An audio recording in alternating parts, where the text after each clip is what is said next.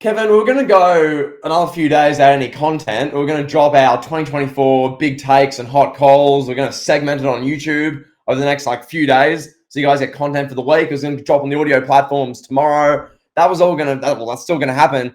But Kevin, a million things have happened in the past 2 days, and we're here to cover as many of them as we can. So, without that being said, pal, Chris Jericho is being compared to Harvey Weinstein, and there are blistering allegations and accusations making the rounds on social media. Tony Khan did a mediocre job of addressing it in a media scrum. Kevin, I'll ask you thoughts. Well, let me say this real quick. Let me just plug the upcoming week's podcast. So, for those of you who want to hear the full episode of Elite Heat, you want to hear us on Monday. Normally, you would watch the YouTube version if you watch the YouTube version in its entirety.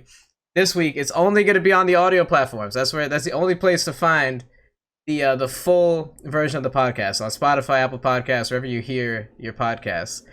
The YouTube version will be sprung out in clips released on separate days. So yeah, check out the audio platforms tomorrow, 3 o'clock Eastern. Or Monday, 3 o'clock Eastern, I should say. All right, pal. Chris Jericho. So I saw this yesterday on Twitter. Nick Hausman was doing a podcast. I don't really know a lot about Nick Hausman. I've heard some things about him and his credibility as a journalist. I'm not even going to comment on that. Just going to comment on strictly what he presented. And he referred to Chris Jericho as the Harvey Weinstein of wrestling. So let me find this quote. This is exactly from Nick Hausman. This is exactly what he said, word for word. And this is from the Wrestling Observer newsletter. There are issues with Chris behind the scenes, where I know a lot of people who have been hurt by Chris and his actions, said Hausman.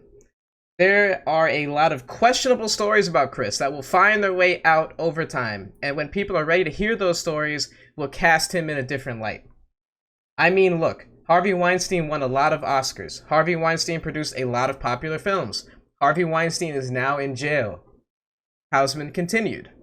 I'm not saying that is happening to Chris, but the narrative can quickly turn if you are having... Alright, let me start that over. I'm not saying that is happening to Chris, but the narrative can quickly turn if you're hiding a lot of skeletons in your closet. Okay, so big takeaways here. Chris Jericho. I mean, this guy, we've heard for years. This was before your time, but there was a big story that with Kelly. I think it was Kelly. I could be paraphrasing, but there was someone from that era of the mid 2000s. Had something to say about Chris Jericho. Oh, rumors, stuff you see on Reddit, squared circle, legend, tales, that kind of stuff. Mm-hmm. I think it was Kelly. So it's not all that surprising, I guess. Some people were saying for years that Chris Jericho's in an open relationship, and he's predatory around the women's locker room. I'm paraphrasing what people have said on the internet. Stress that. Mm-hmm. So now what makes this interesting is Kylie Rae, former AEW talent, responded to this thread of Nick Hausman with this allegation of Chris Jericho, this Nick Hausman clip. So then the tweet continues with this. So here's the deal: you don't quit the hottest fed going today, AEW, without reason. I have it from people in the know that Kylie was asked to go to Chris Jericho's room, with the understanding that others would be there. When she got there, it was just him. He made a pass at her. No other details are given, and she freaked out.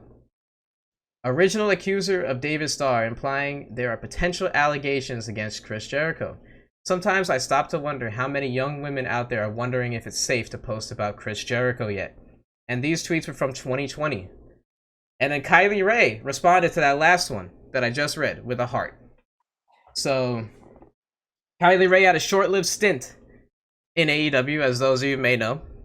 Mm-hmm. So, yeah, that's the Chris Jericho stuff aside. Before you go, I'm going to mention this real quick. So Tony Khan was asked this directly in the media scrum following World's End last night. And here's what the AEW boss had to say, pal. So, Khan said he could not speak on, quote, unsourced internet rumors, and pointed to his earlier comments regarding wrestler safety. That was his response when he was asked from a reporter from the USA Today if Jericho had been investigated for sexual misconduct at any time during his tenure with AEW. Tony Khan went on to say this: AEW is the safest company in the world. Ask Matt Hardy how safe AEW is. Ask Wow. that guy that got a concussion in the middle of the pandemic when the Young Bucks were like trying to get their spots in and literally dragging this lifeless guy across the ring. Ask him if AEW is the safest company in the world. The safest company in the world. I mean, I like, we love Tony Khan, right? We love him. You know, he's the gift that keeps on giving. But man, the delusion with this guy is at another level. To say that they're the safest company in the world is laughable. Kevin, what that tells me is that Tony Khan has a lot of people around him who are either yes men, saying whatever he wants to hear to get a bigger paycheck, trying to keep in the good books because, you know, it keeps their lifestyle looking nice, pal. They'd be making 7 figures a year. They'd be making that bread. Just make sure Tony's hearing the right things and all that. It feels like Tony Khan has the wrong people around him. That's my sort of takeaway from his, I guess we'll say, response in this media scrum. Interestingly enough, what surfaced on Twitter as well yesterday, or X, sorry, was the 2019 like post-show press conference media scrum where Tony Khan was asked about the Kylie Rae and like her release. And yes, Tony Khan's naturally a bit awkward with his responses, and he didn't say anything like blistering, but like you're watching the clip, some of you have seen it, some of you haven't. Basically, he was just like, yeah, it was a mutual thing to, you know, part ways, no hard feelings at all. We've granted her release.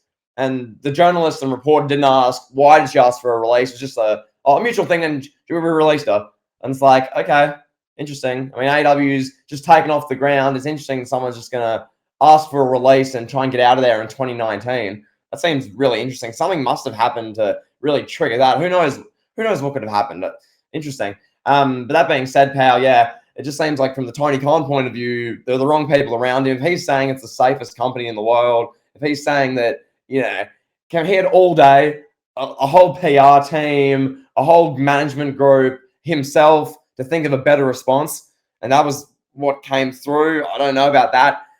With regards to Jericho, I mean, these are the sort of ones you could say a lot and dig the boot into Jericho. A lot of it could be untrue. A lot of it could be absolutely proven and it happened, but we just don't know yet, sort of things. I'm not going to cast full judgment, but you can connect the dots with this Kylie Rae situation. Yes, we don't have video evidence of what happened, but like you can sort of piece these things together. Use your brain. Whether other things have happened, that's, you're not going to accuse anyone of that sort of stuff, but you know, it seems like there's a track record there from all these little things adding up. So, yeah. Yeah, let me continue on with what Tony Khan said during the scrum. Oh, this would be good. So he continued by saying, and we have the best track record in safety. Anytime anyone has any kind of complaint, we have an open door. They can say it to me or anyone in the office, and we will look into it. All right, let's see. So then Kevin McIlvaney of the PWI, he asked earlier in the scrum regarding speculation and concern about wrestler safety in the workplace, and asked what Khan had done to prevent sexual harassment in the AEW locker room. Oh, what a question. So here's Tony Khan's response. I think it applies to women and men, and is something we're really serious about. We've had a policy in place. I think any time where there's been something like that, we would do everything we can to prevent it. Well, certainly if there was anything that came to light to me, I would take it to the disciplinary committee. So the Young Bucks and Daniel Bryan.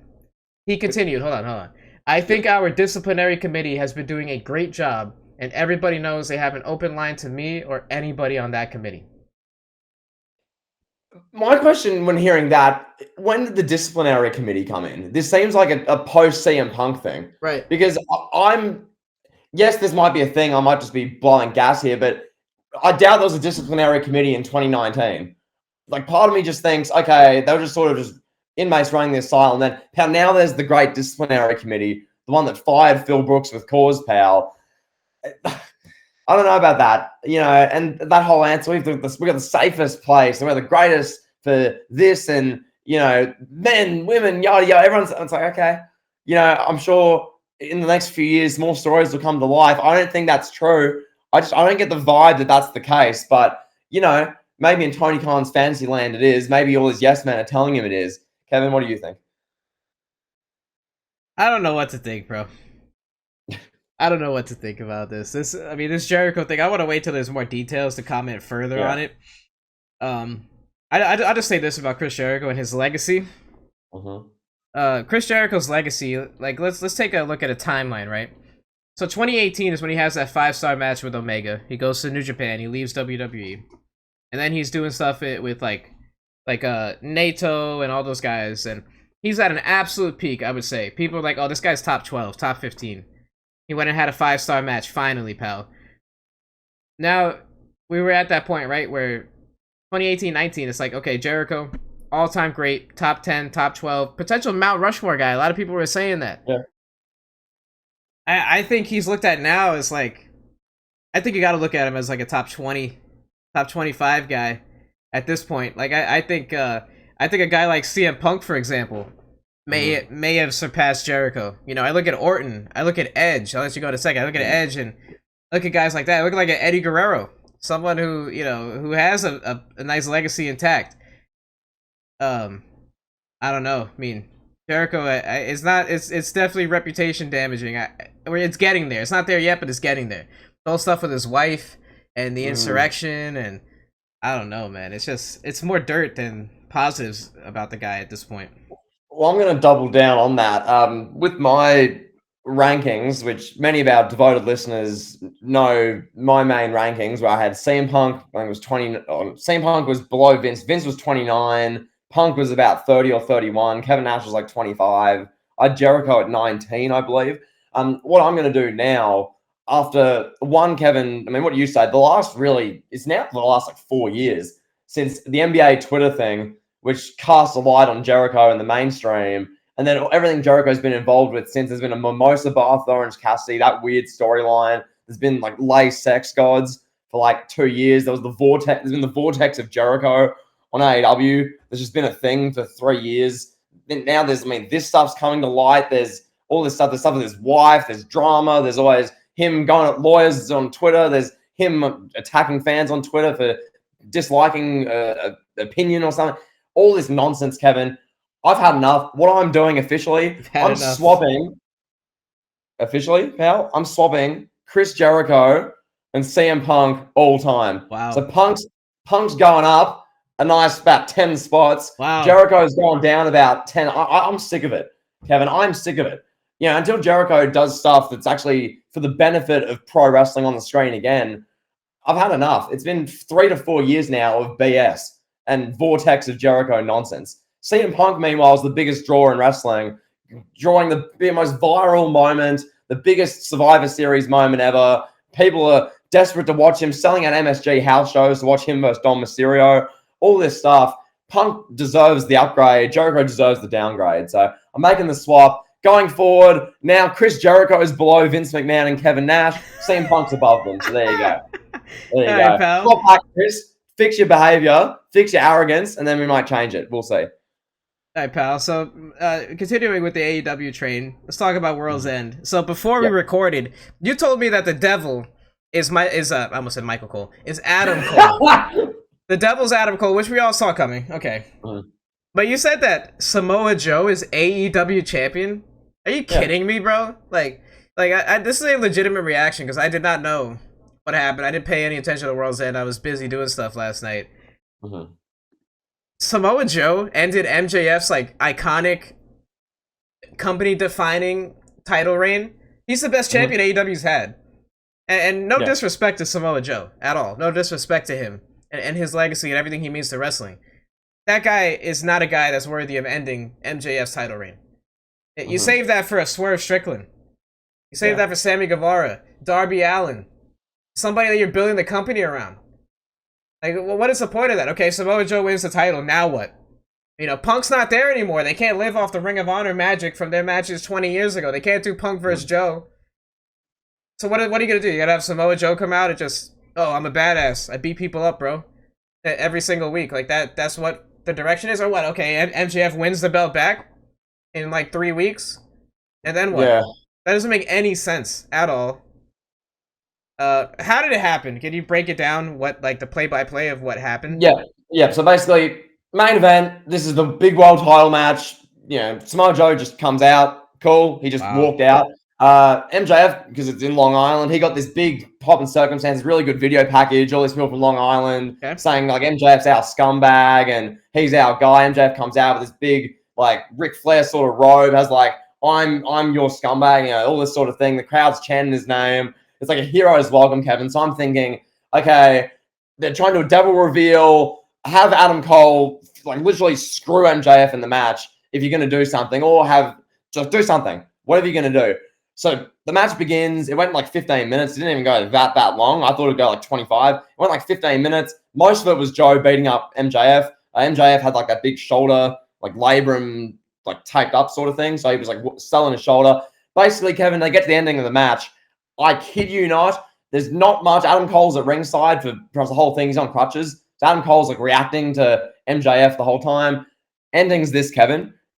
I'm not elaborating. I'm just going to describe what happened. Samoa Joe locks in the Kikita clutch. He's like got him in like that sleeper hold. MJF, his arm drops once, his arm drops twice, his arm drops 3 times. And the referee was like, ring the bell, new world champion. So then, yeah, they give the belt to Samoa Joe. Samoa Joe's like, he raises it up, he holds it, then he walks off, and then MJF's left in the ring. So Samoa Joe's just gone, Kevin. Samoa Joe's the new world champion. He's just off. He's out of the picture. This is legitimately what happened. MJF's in the ring. He's like, what just happened? Adam Cole's there, like being emotional. Max, it's okay. And then all of a sudden, the devil, but the masked men comes through the crowd. So the masked men are all standing there. There's like 4 of them. MJF and Adam Cole like, oh my god, masked men. And then they're about to hit them with a chair. Then the lights go out. So the lights are out for about 20 seconds. The lights come on. Adam Cole's like, he's smiling, ha ha. He's got all the masked men are unmasked. So it's Wardlow. Who was it? It was Wardlow, Mike Bennett. It was, I honestly forget. I'm looking at the list, pal. But you have all these like, Roderick Strong was one of them. It's, they're all standing there. MJF's like dead on the floor. Adam Cole's like laughing and smiling with all the masked men unmasked. And that's how they ended the show. So Samoa Joe's the new world champion. He wasn't even in the picture in the ending. It's like he had nothing to do with it. And then Adam Cole's like laughing as MJF's like laid out dead. That's how they ended the show.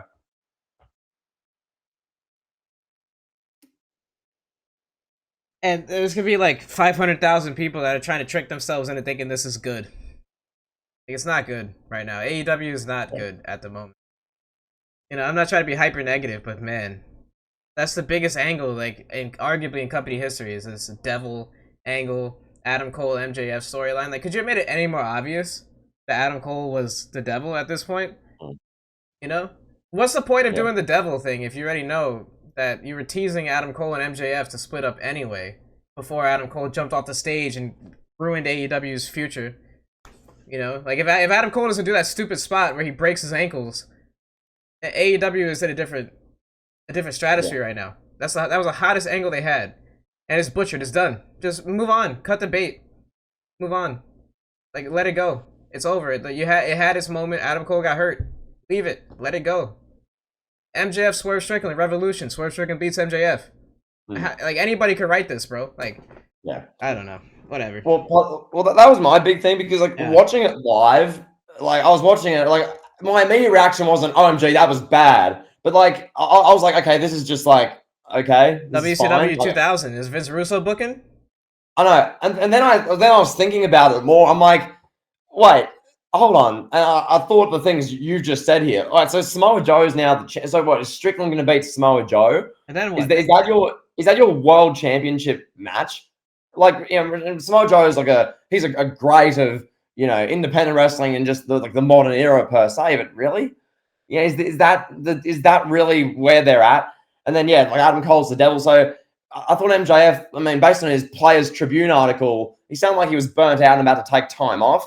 I guess not, because MJF sounded in that article. I read it. He sounded like he was. Yeah, it's been a long, exhausting year. He's carried the company. He's been so proud of what he's done, but there's been some things that have, he's really like he sticks with him. And if he's burnt out for now and he's going to come back strong in 2024, it sounded like he's going to take like 6-8 weeks off. That's how it sounded. I guess not. I guess he's going to feud with Adam Cole, but not for the world championship because Samoa Joe is going to be the world champ. I have a lot of questions, and Bro. I don't know how many of them are really genuinely good ones. So it's interesting. Samoa Joe, this is the same guy that 2 years ago was standing out in Tampa, Florida, in the rain at WrestleMania 37 in a poncho, standing next to Byron Saxton and Michael Cole. We're running out of time, pal. I know you wanted to hit one more topic, but pal, I just want to. I mean, we'll pretty much close it mainly with that. I'm just generally on World's End. The first half of the show was really hard to watch. Like I watched, not good. Crowd was chanting NDA. Crowd was disinterested in in Miro versus Andrade. So did the wrestlers. The Christian Edge match, some cool spots, but having Edge win and then Christian cash in someone else's contract on Edge and then win the title back that he just lost, that felt like WCW 2000. That felt really weird. So yeah, the bits going on in AEW. Yeah, big issues. We'll see what plays out, Kevin. They're the gift that keeps on giving. Hopefully WWE keeps balling out, pal. And yeah, there you go. There you have it, pal. All right, so Happy New Year, everyone, and peace.